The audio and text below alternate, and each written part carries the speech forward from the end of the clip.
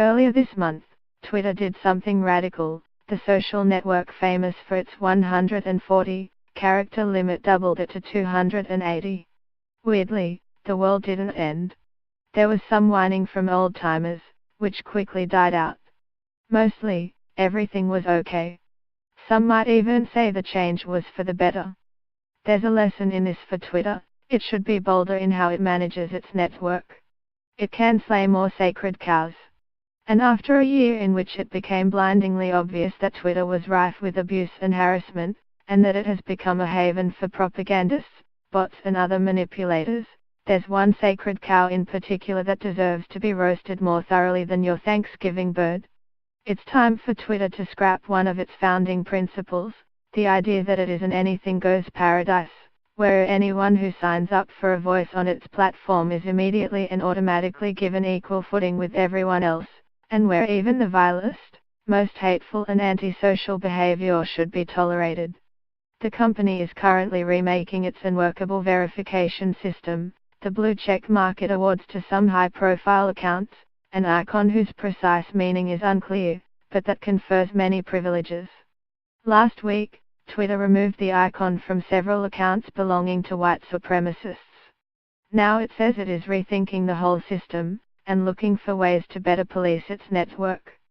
It ought to consider a radical, top-to-bottom change like this. Instead of awarding blue checks to people who achieve some arbitrary level of real-world renown, the company should issue badges of status or of shame based on signals about how people actually use, or abuse, Twitter. In other words, Twitter should begin to think of itself, and its users, as a community, and it should look to the community for determining the rights of people on the platform. Is someone making a positive contribution to the service, for example by posting well-liked content and engaging in meaningful conversations? Is an account repeatedly spreading misinformation?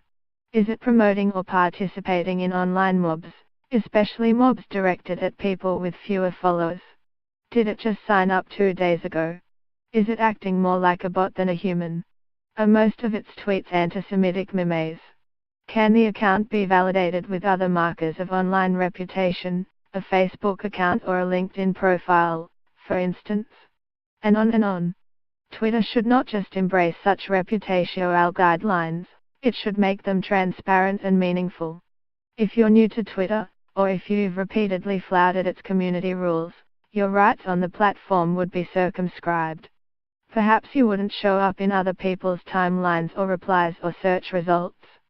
The better you used the service, where better is determined, as much as possible, based on how others react to your account, the more status you'd earn, and the more you'd be allowed to do.